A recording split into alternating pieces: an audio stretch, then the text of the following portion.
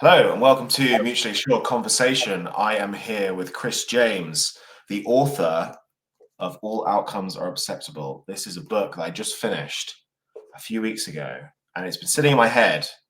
Um, so there's a lot of questions I have about the book, but I think there's often a lot in a title. So would you mind telling us what the title, does it have a, I mean, obviously, all outcomes are fine, maybe fine, but does it have a personal significance for you? Yeah, it does actually. That's a great question. First of all, yeah, thanks for doing this. I'm excited to talk about this book that I started back in 2023. So just like 18 to 20 months ago, I was just launched this book, and the title comes from an experience I had in 2022. I basically got pretty sick. I had a lot of anxiety around my situation, and sort of deep in the throes of like anxiousness, I was just like decided that all outcomes are acceptable. That's the phrase that bubbled up for me. So I named my blog that. It was actually the what I decided. I started writing. I started writing on Substack. I called my blog that. I felt like that embodied the energy that I wanted to have around freedom and authenticity.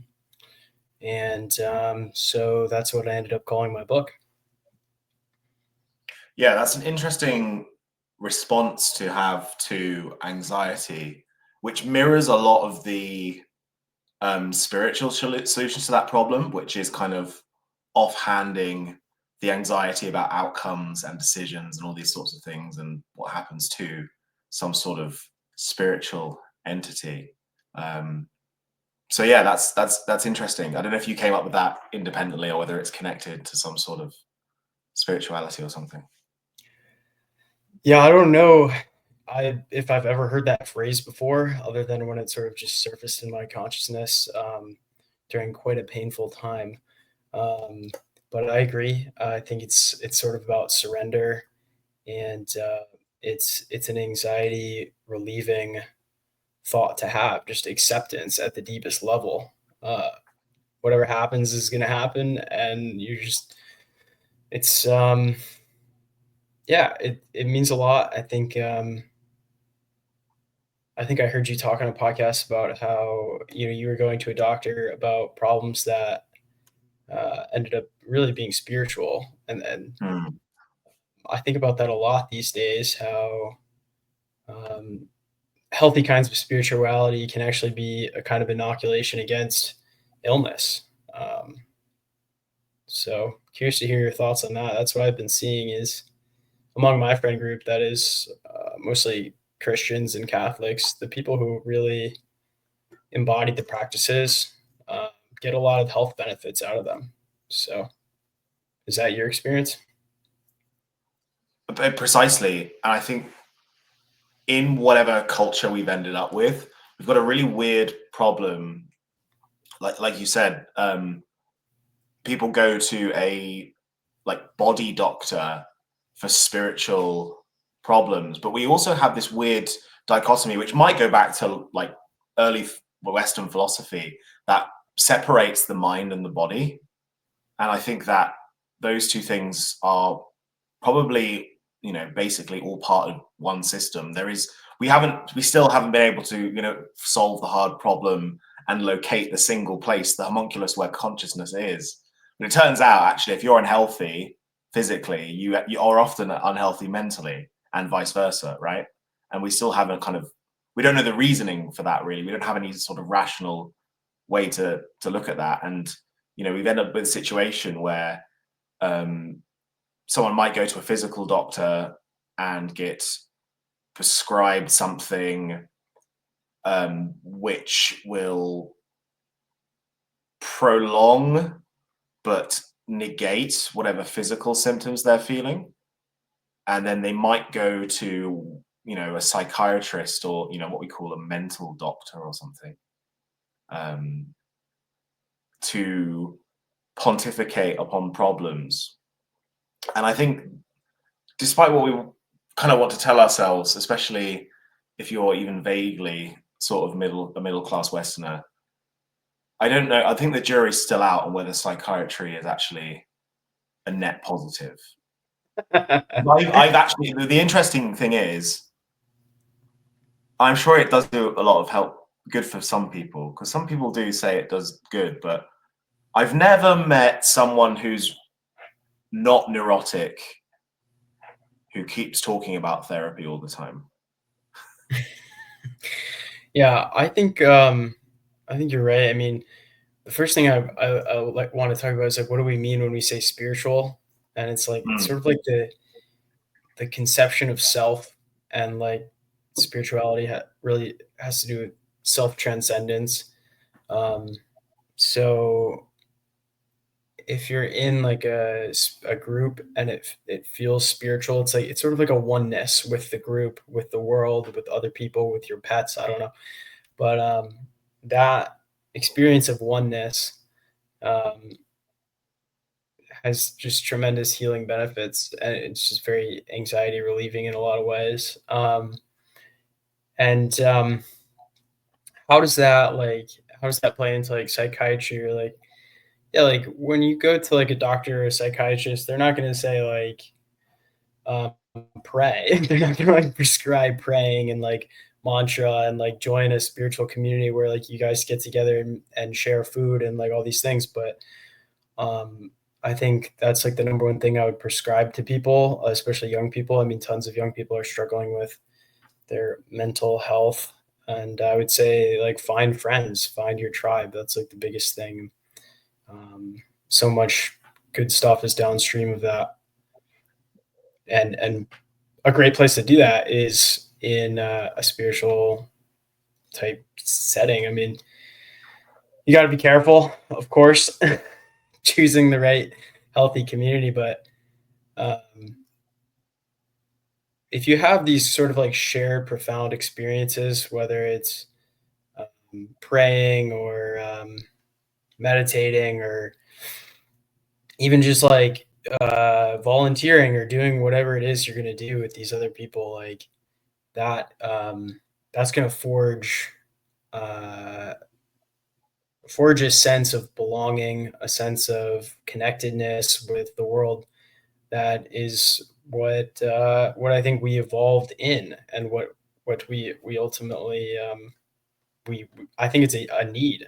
I think it's a human need to have a connectedness with what there is.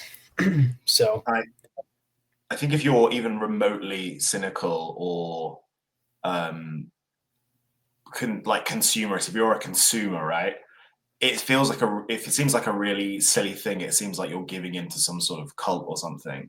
But the truth is, from like all of human time when humans have survived, the default has been having deep familial community spiritual bonds with other people and bonds to the land, to soil, like to literally soil, to literally a place on the earth which is yours and your people.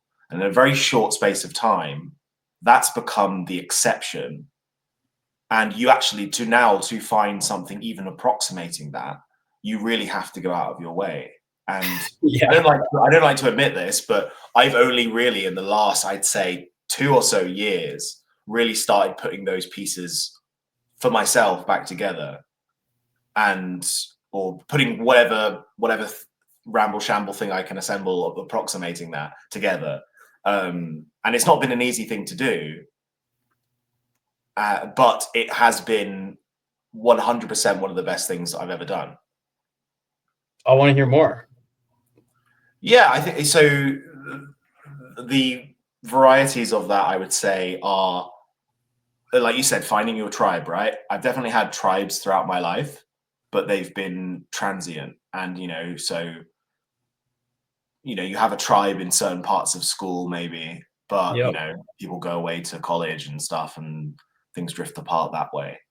And I've sort of refound that tribe through online communities. Specifically, one of them is definitely Other Life with Justin Murphy, which we were communicating through, which is perfect. But the real trick there is not leaving it disembodied. but going out of your way, even if you're on different continents, to make physical connections with those people. And I'm familiar with people through these communities. You know, I've stayed in their houses, I know their children, and I'm familiar with their family members and stuff like this. And okay, we don't see each other every weekend, but every time we see each other, you know, it picks up where we left off. And, you know, and that's one of them. You know, another other one is obviously through spirituality. And I think as I've come back to the faith that was part of my upbringing, not through my family, but through like the state school system in England, coming back to the Anglican Church, that's been another way that you can get your foot in the door there, basically. Because you need something along those lines, along either a goal. So that would be a community like the one I was talking about, the one that we've communicated through, which is the intellectual community, some sort of shared goal that way, or, you know, way in which people are keeping each other accountable for work, or some sort of shared thing that people want to produce. But then the other one is obviously what we've spoken about, is leaning into something that is irrational. Because ultimately those bonds, those deeper bonds that are like family, are quite irrational. And the wonderful thing, if you do have sort of a cultural thing along those lines, whether it's, you know, Islam, Buddhism, or one of the denominations of Christianity, you do have that instant connection with anyone in that same community, basically, whether you've met them before or not. You do have that shared thing, and it's a lot better, frankly. It's a lot better than your shared reference being the latest meme, basically. It's more potent, frankly.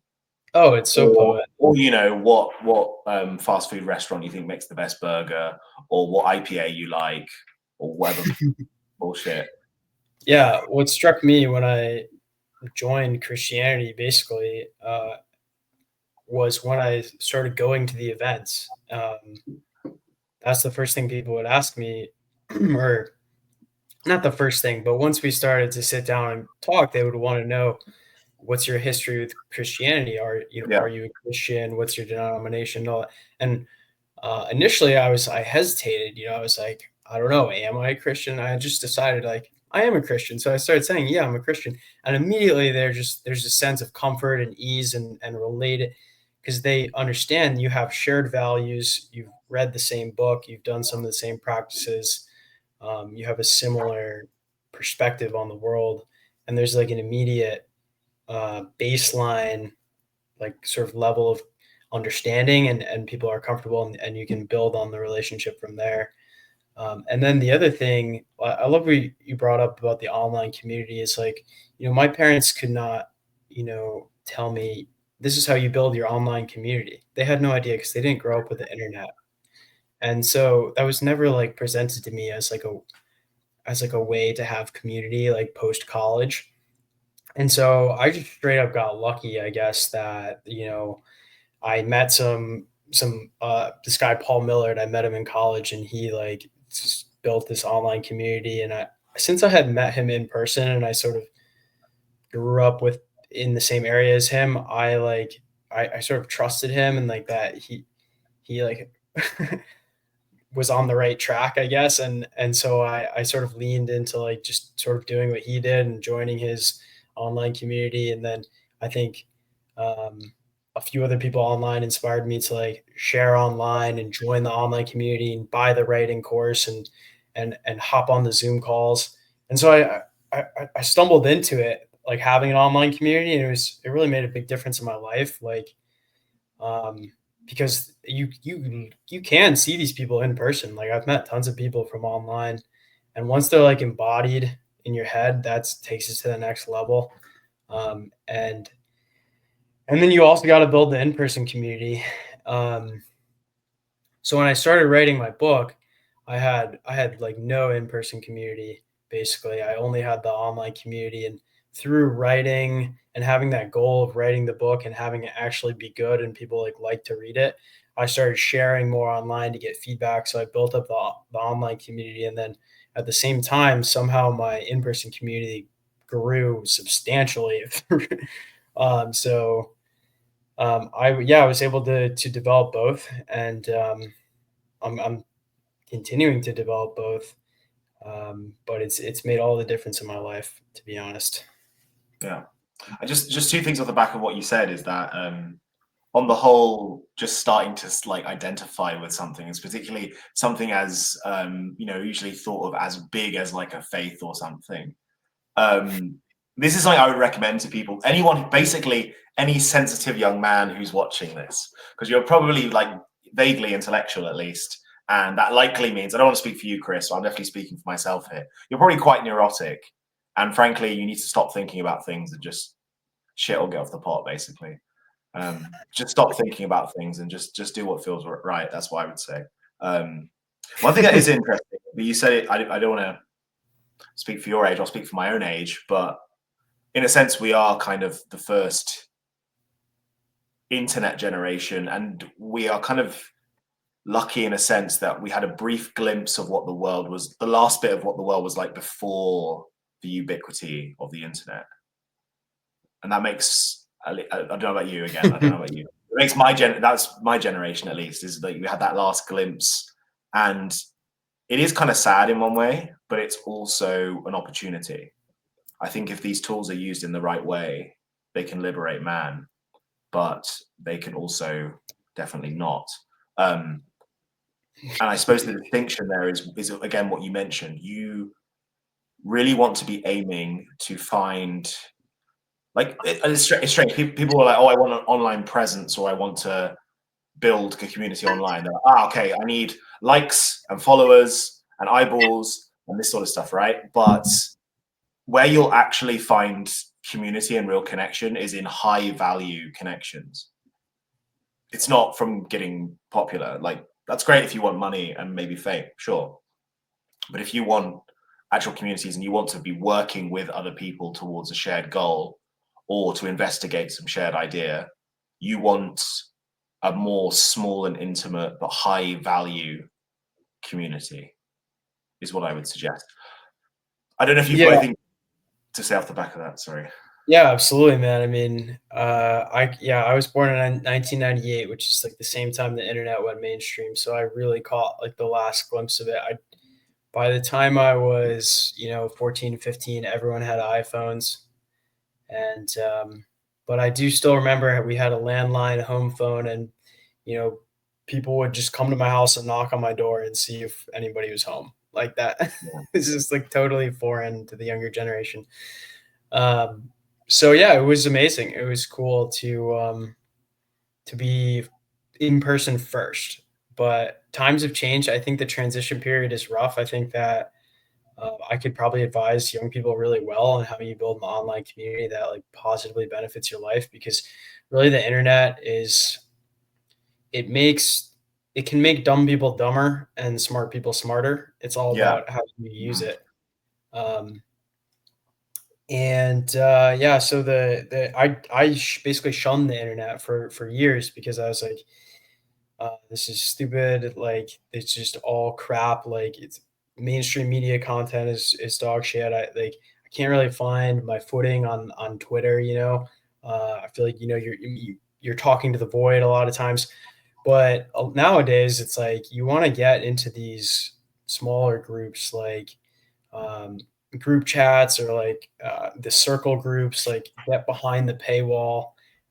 It's worth it to like buy a course. A lot of times it can be. And then the thing that was the game changer for me was two things really: Substack and Calendly.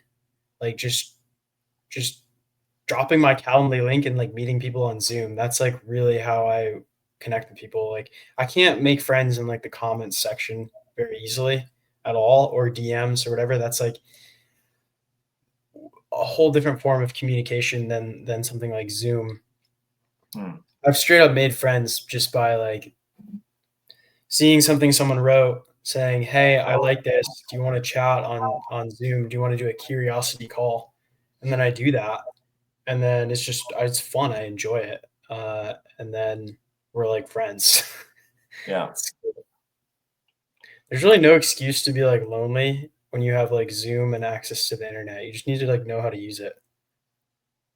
Right. And you need to also accept the fact that your brain, just because your brain is seeing people on a screen, and your brain thinks it's seeing people, but you're not actually seeing people. That makes sense? Your body is not actually feeling the physiological benefits of seeing people. It's very It's so strange. yeah, it's so different. I mean, yeah, when you're like literally in person, like it's a different thing. Um, like it's like a whole nother like sensory experience like on the nervous system. Like I just linked up with someone, Paul Millard, yesterday, who I hadn't seen in 8 years, but we talked on Zoom like tons of times. And when you're like in person with them, it's like just like a whole nother experience. Um, in a lot of ways, I'm actually more comfortable in this format of like video Mm. calling. Uh, it's lighter on the nervous system. So it's sort of funny. Like maybe that's why so many people are diagnosed with autism. Is it's like a big thing with autism is like sort of socially inept. It's like, yeah, well, it makes sense because have like most of our socialization at this point is like through a machine. Yeah. I'm coming, and it's not just, I think it's not just the way that social interactions changed, but I also think it's the fact that our society has moved to um, favoring those who take very stable and low risk strategies, um, and doesn't kind of prize people who take risks that much anymore, at least socially. And that, to that extent, I think that, there's a lot of stuff to be said about the medical side of autism, but I think it also might be some sort of adaptation as well, because it has risen dramatically in a very short time.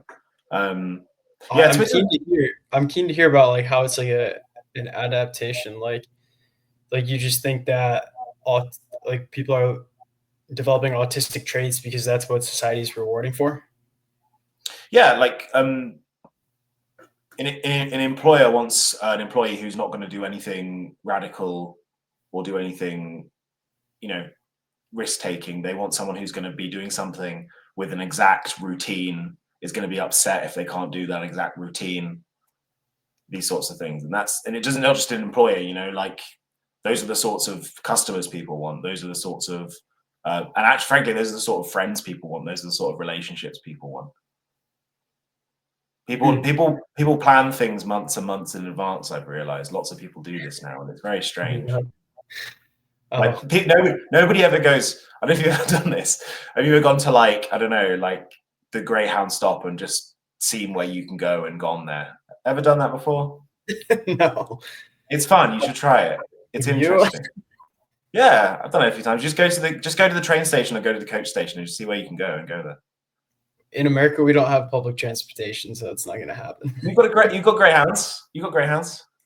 Uh, yeah, I've taken a bus like I don't know 3 times in my life in America, but no, I guess our version of that is like you get in your car and you just drive to a random destination. Oh, that's the same. That's the same thing. Okay, I understand. That's the same thing. I'm showing you how much of a Euro player I am, I guess. I haven't done it in an airport yet. I don't want to do it in an airport. Just see where you can fly to and go there. Yeah, sometimes they Okay. have like jump seats or like I guess my friend his dad works for an airline so they can kind of like hook him up, but there's like a free seat on a plane that's like, or the plane is only whatever 80% full, that he can just like hop on like a random plane like last minute and like go somewhere for like no money. um yeah, no, I don't plan things in advance very much at all. I'm very much like, what am I doing tomorrow? It's Saturday. I'll just like go climb the tallest mountain in the region or something ridiculous. Um, but I want to circle back to like the advice for young people thing. It's like, what do you actually want? Is it like followers and money and stuff? It's like status, and it's like, yeah, like that stuff's fun. It's like beneficial, but like what you actually want, or what I think what most people actually want is health, relationships, work that you actually like doing. It's like doing something that you feel is meaningful. Um, and so those are like harder problems to solve, frankly, than like the sort of like metrics of like finance and likes and followers. But those are the ones that are like actually worth like pointing your ship toward. Mm. So I definitely got off track there, but I do want to talk about your book. So you say you wrote it in a time when you didn't have so much of an in-person community. Um, so what was the impetus? Like, why did you start writing this book? Because you do speak about it in the book about saying, "Oh, I'm going to start this thing, I'm going to finish this thing, and see where it goes," sort of thing. So what was the impetus, and why a book? Why not something else? I don't know. That's a great question. I mean, um, I think it was because I wanted this like sort of delusion of like I'm going to write this book and like it's gonna like I don't know change my life or something Mm, because that can happen. Like books really can blow up. Like my friend Paul Millard, he did really well with his book, and I just wanted like a sort of a golden goodie to chase. And the idea of like having a published book and having like a physical thing was exciting for me, and frankly, it still is exciting. And it's really fun to like have the actual books and hand them out and everything. But um, so I'd been inspired by other authors like David Goggins, Mike Ma, Jed McKenna, and like I said, I was pretty lonely during this time. I had just moved. I didn't have that many friends. I was sort of like unwell in many ways, but uh, I would read. I could get myself to read, and that reading has such a powerful effect on your mind, especially when you find a writer who really resonates with you and gives you mm, energy and like confidence and um, like excitement about life. And so I was reading these authors, and they're like literally fixing my mind, like mm. from the act of reading and from the things they're saying. Um, And so I'm naturally a writer. I think in my head a lot and I have dialogues in my head. And I've been writing stories for a long time. So I was like, this is what I'm going to do. I'm going to write this fucking book. And I was afraid I would quit. I wanted to write at least 50,000 words. Mm. So I kept track of the word count, and it was just like, it was really like a lighthouse for my, for my mental ship. Yeah. Um, so yeah, that's how that happened. And that's another thing I would recommend to people who have some ability to be creative, but don't really have so much of a direction. Is that I think you should literally take Chris's title, like just say all outcomes are acceptable. Maybe it will be your golden goose. Maybe no one will buy it. It doesn't matter. But it's better to have a goal. It's better to have a why than to not have anything. Because Yeah. being rudderless is a worse torture than missing the goal. Yeah, Interesting. no, not knowing what to do sucks. Like I was sort of it was like during a winter and um I was sort of trying to figure things out, and I went to a talk therapist, and I actually talk about this in the book.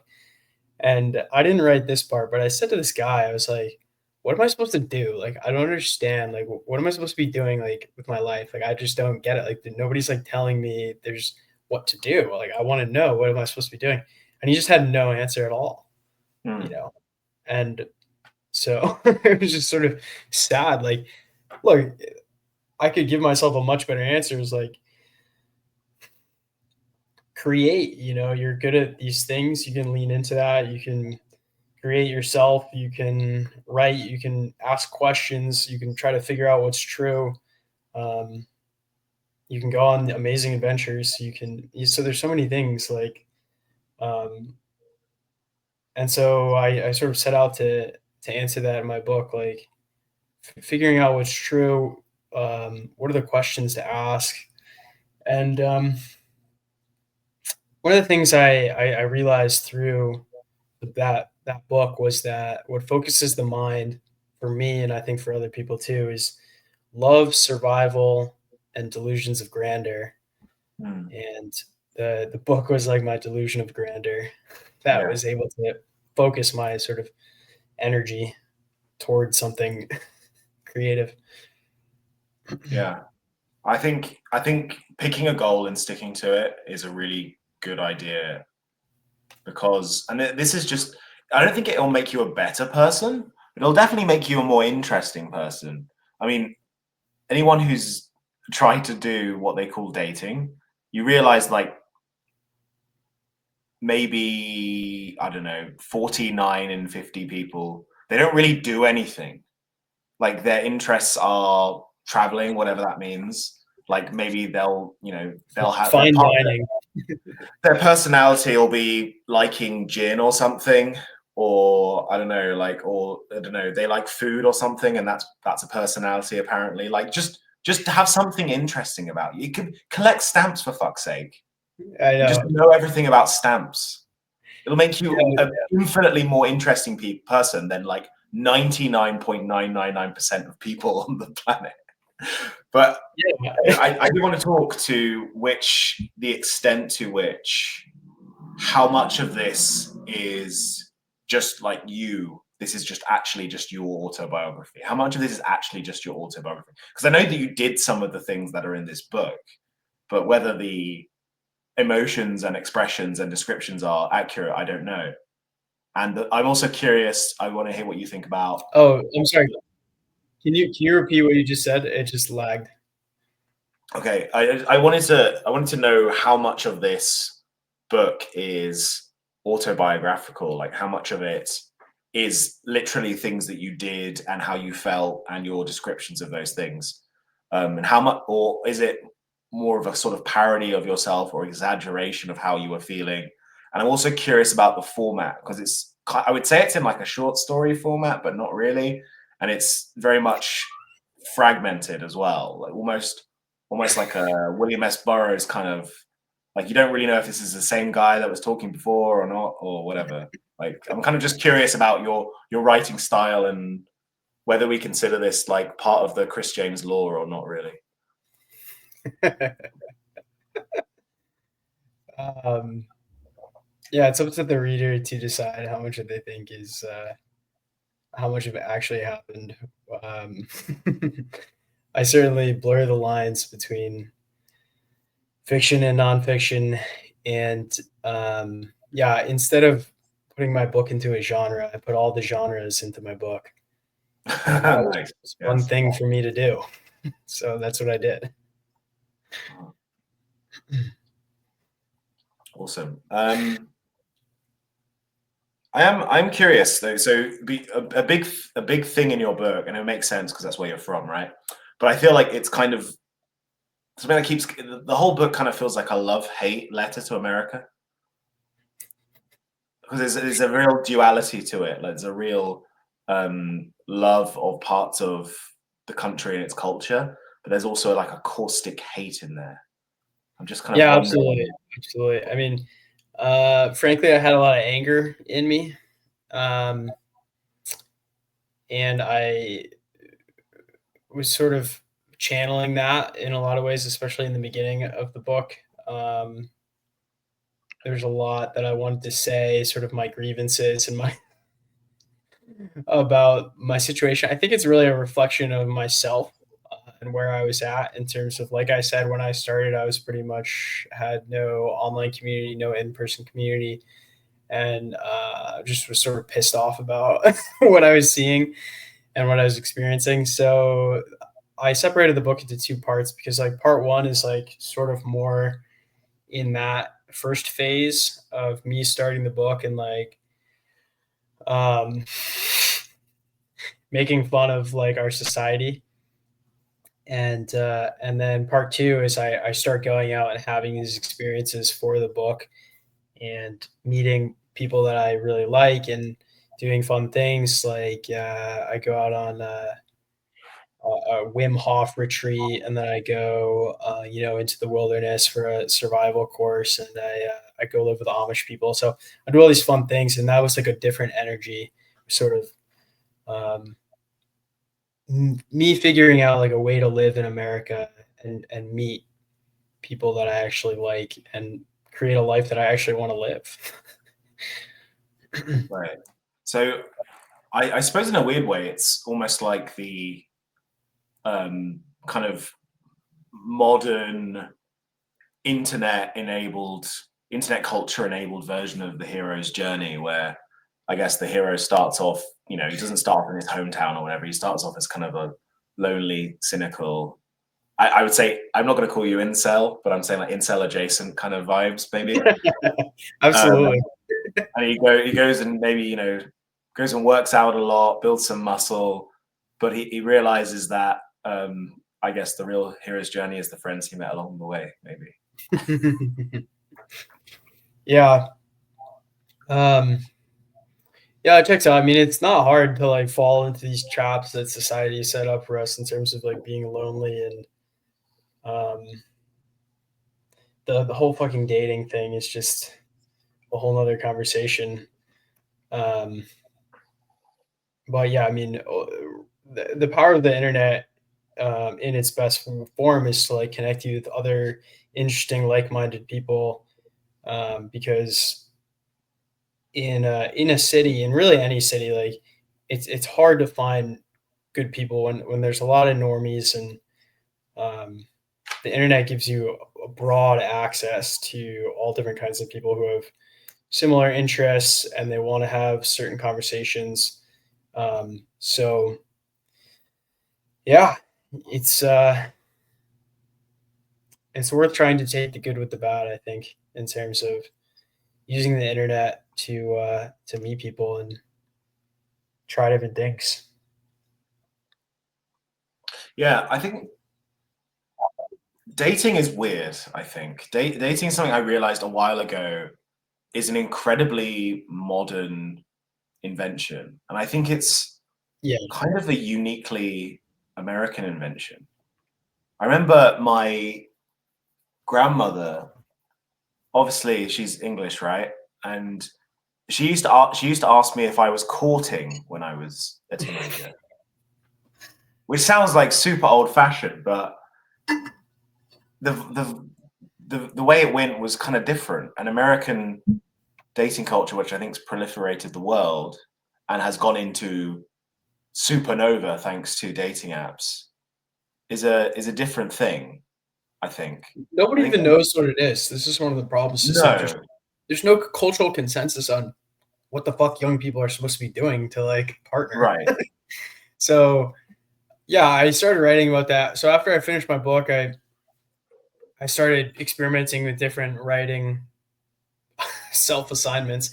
And so I write to like figure things out, and I want to figure out dating right for myself and for other people. So I sort of open source figuring it out. So I wrote solving the dating problem, where I talk about all the different ways to do dating. And man, like that piece like totally resonated with people. It sort of went viral on Substack. So I wrote a part two around all the different approaches, and I started experimenting, and probably going to write a part three. I still haven't figured it out. I'm sort of I worked with like Keeper AI on like they sort of like try to match make you with like their AI thing, and then you pay them once you get married, which is like a really crazy structure.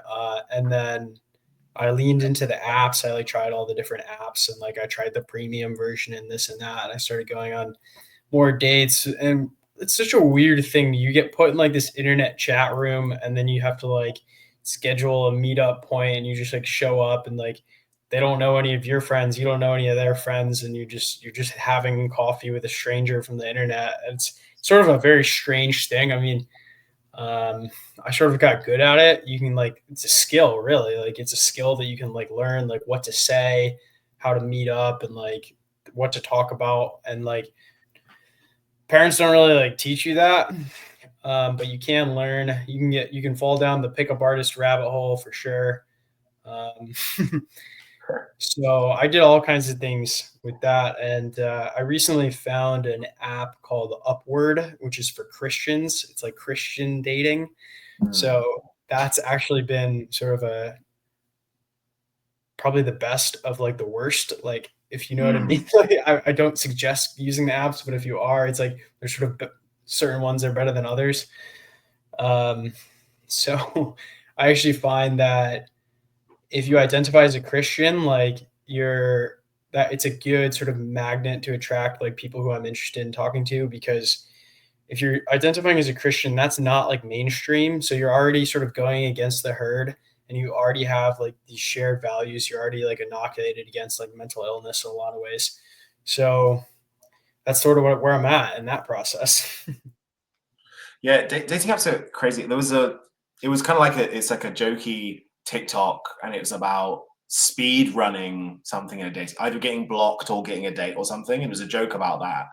And I was like, well, that's actually what it is. And like you're saying, there are like, you can learn strategies. Like, how quickly can you go from a match to a date and then, use your imagination, other people speed run the rest of that. But it's exactly the same as it would be if you went to a convention for video games and you could do Super Mario Brothers real quick. It's the same, it's the same way of thinking. Like, there's, like you said, there's kind of the right questions to ask for the right archetype of, or the right class of of a player or whatever. And it has the same kind of rules, And again, it benefits people who think in an autistic way. Yeah. Man, yeah, I really do think it is a numbers game. Like the people who, yeah, like you can take a sort of passive approach or like an active approach. The sort of passive approach being like it's more like indirect than passive. Like you're working on yourself, you're doing things that you're interested in, you're making friends, and you're sort of showing up. Or you can take this much more active approach that's like you have the spreadsheet and like I feel like frankly, this probably works better for women since the setup like more on dating apps favors women more. Like they can get as many matches as they want, really. Like they can match. They just have unlimited. It's just they just get to pick. They have their pick of the lot, basically. And so I think if you take an active approach of like setting up a spreadsheet and you get like a coach and you have a systematized approach to like vetting like 100 people, like you will find someone who you're like a great match with. So I'm sure like the grass is always greener. Like the women think the men have it better in our era, and the men think the women have it better. I do Yeah. think the women like have it better. I mean, it's no fun for them to like meet strangers from the internet or show up by themselves to an in-person event or whatever. Like that's a very scary thing for a woman, and like frankly evolutionarily weird. But I think that um since they just have so many guys, it's annoying to have to like sort through them. But I mean, surely they must be able to find a good one out of like their many options. I hope. I don't know what it's like.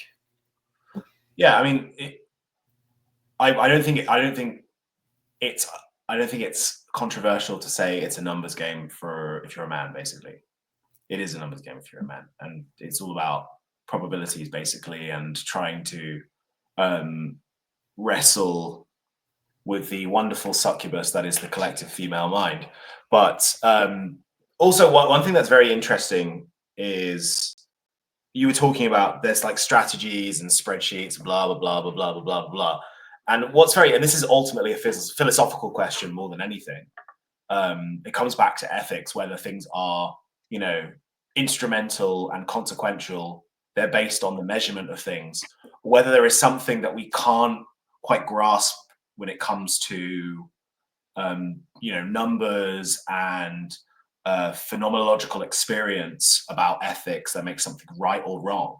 I think this is connected, and I'll say the reason why is because you can have someone can sort through 100,000 different potential partners. They've found as best a possible match as they can. If you at the beginning of the process, if they had their list, oh, this person meets all of it and more, right? And they meet, and it's not there. Whatever it is, that magical thing that's in ethics when we say that's wrong, or it's in love when we say, oh, I want to be with this person for the rest of my life, it's not there. And this is, again, it comes back to what we started this conversation talking about, is that we have this way of viewing the body and our minds and our relationships, which are managerial. They view the body as a company. They view romance as a convenience. It's it's completely disconnected from anything that human beings have done before. And we do this stuff in our hubris because we think we're so technologically advanced and we think that we're so good with numbers or whatever. And then we complain that something's missing because we took it out. We took it out. Yeah, I mean, I think that for a long time, like marriage and partnership was pragmatic in a lot of ways. Like you straight up couldn't survive without it. So, like, yeah, if there's romance, amazing, that's great. But if there's not, like, that's okay because it's so pragmatic and so helpful, and then romance will develop down the line. You know, Sure. if there's like absolutely zero spark, like if it's totally incompatible, then yeah, just forget about it. But if there's anything at all, like that little spark can be kindled, you know, into a flame. It doesn't have to be like crazy chemistry right off the bat, although it's like super fun when that does happen. But I think what I've found from in the comments on my essays about dating is like, you know, some people are looking for fun. Like I have all these male friends who are like smart, good looking, fit, nice, have money, blah, blah, blah. And a woman commented, yeah, but are they fun? I just thought that was hilarious. Like, okay, like if you're optimizing for fun, then you're always going to be going to the next person because like a lot of times it's really fun in the beginning. But anyways, yeah, to your point around like there being sort of like a spark like beyond like the spreadsheet, I think the environment plays like a huge role.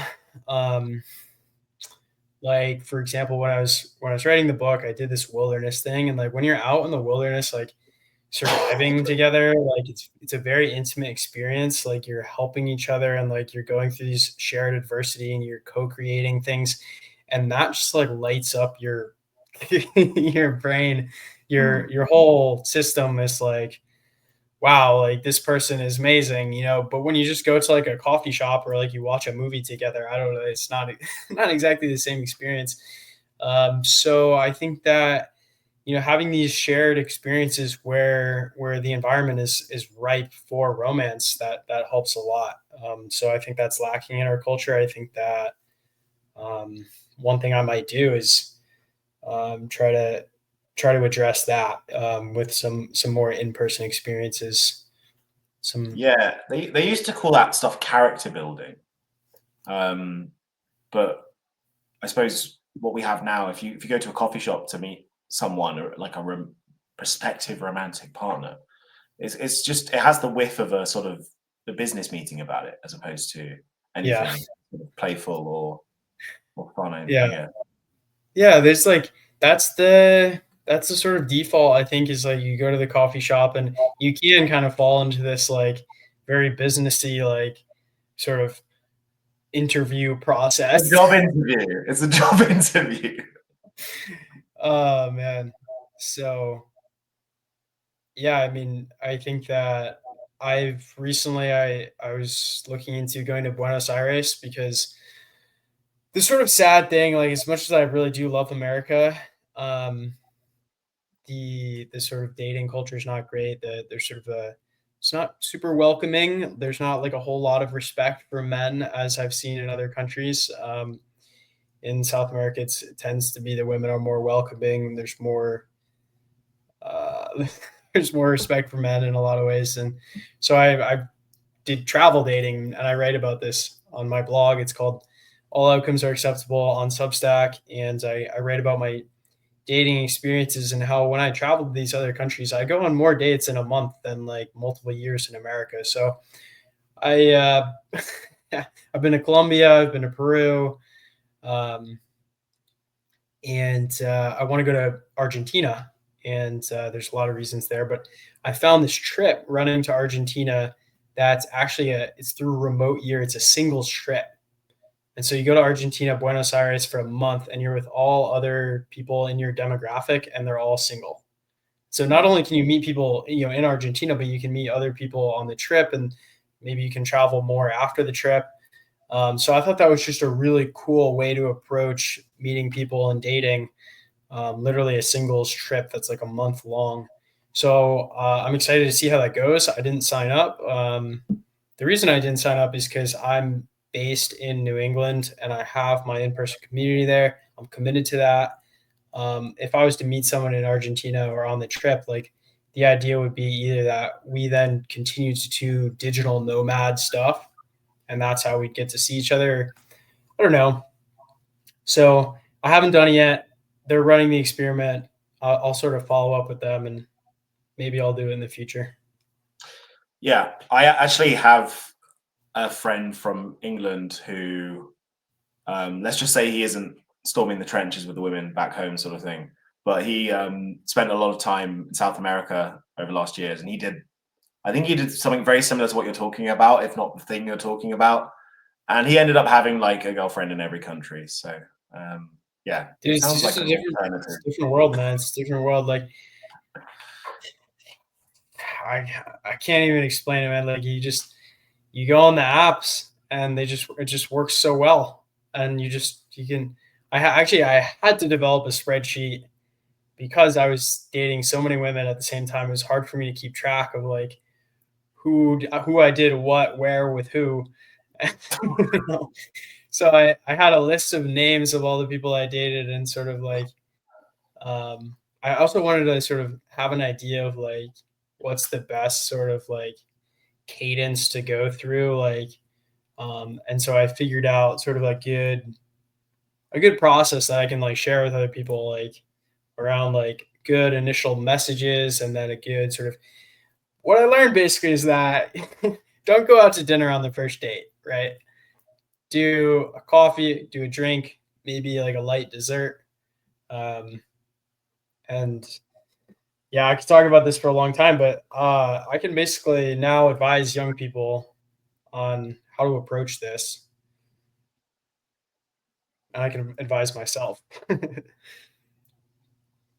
Cool, good to know. I don't want to turn this into a pickup channel though, Yeah, I so know. That's what I feel. I'm gonna I'm gonna write it because there's another kind of topic in your book that's is kind of neck and neck with the actual book itself as one of your goals or aspirations or kind of things that you're manifesting or the character is manifesting in the book, which is talking about stocks and the stock market and investments and the unpredictable nature of investments and the way they go up and down and just a little bit more and it'll be fine and these sorts of beliefs. I'm just kind of wondering where you are with all that stuff now.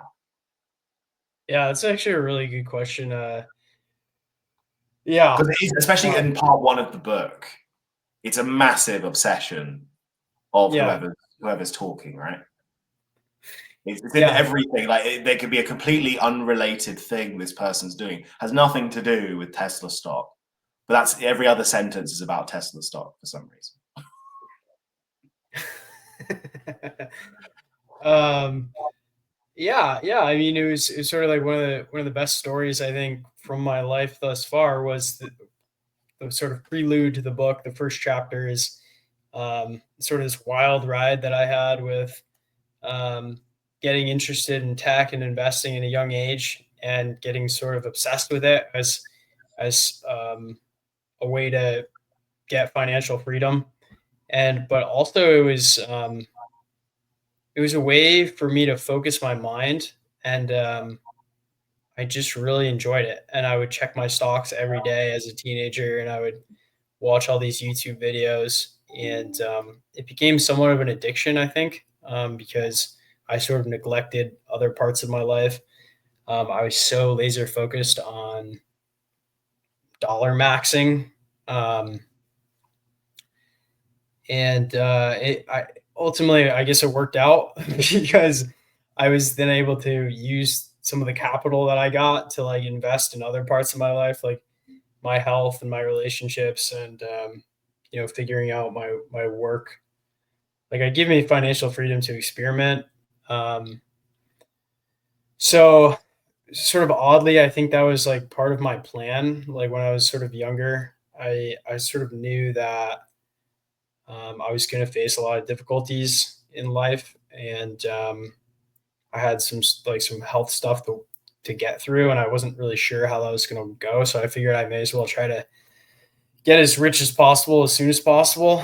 So I put a lot of my mental effort toward that, and yeah, I mean, basically, I guess it worked out. I sort of pendulum swung from being obsessed to sort of um, neglecting it in a way. I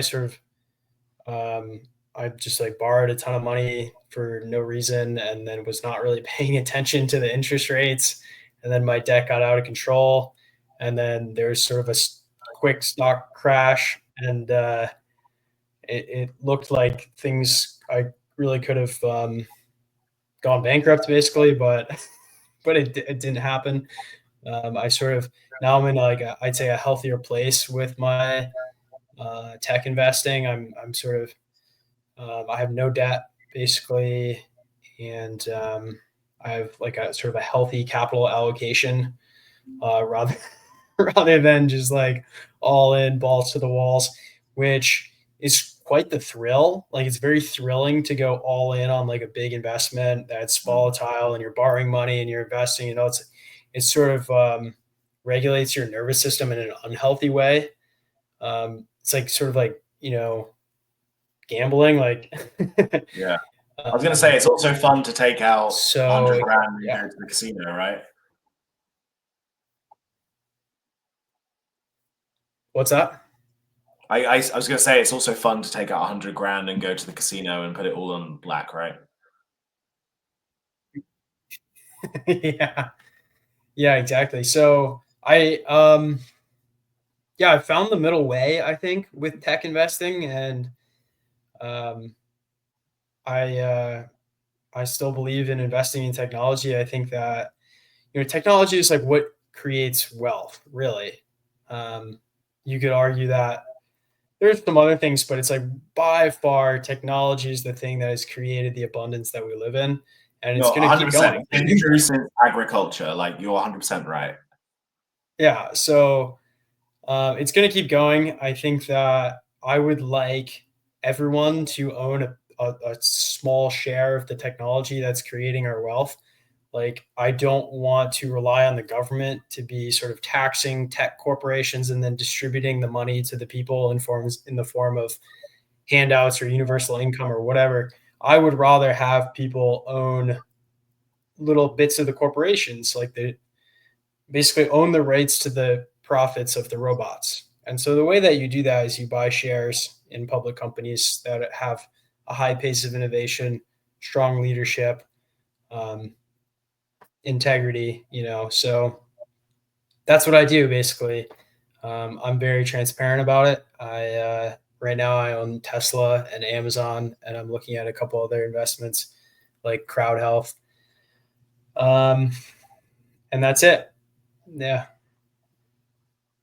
Nice, man. And so on that note, you're on death row, right? I don't know why you're on death row. Maybe all the sensitive young men have been rounded up and you're one of them who's on death row. So you get one last meal. What is your last meal, Chris? Oh my gosh. What is my last meal? Are we talking about what does it look like, or what is the actual food I'm eating? No, it's a death row last meal. You get to choose what food you want. I mean, food is quite a big topic in the book. I was hoping that you would have. Yeah, absolutely. Well, man, this is such a good question. I think so much of food is like the mindset you go in with, and like how hungry are you. If I'm on death row, I've probably been eating shit food for a while. So it's like almost you can't go wrong. And it's like you're probably like, well, this guy just answered the fucking question. But man, I have to say it's probably gonna be a ribeye or a filet mignon. So yeah. Um,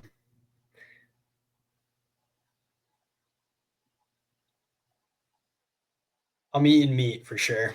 Uh-huh. Does it have to be? Is it okay if it's served nicely, or does it have to be in a Tupperware container like you've just come off the trail? Oh man, so my favorite foods are really butter, salt, and meat. Yeah, me So too. yeah, that's what I'll be eating. And it can be on a ceramic plate.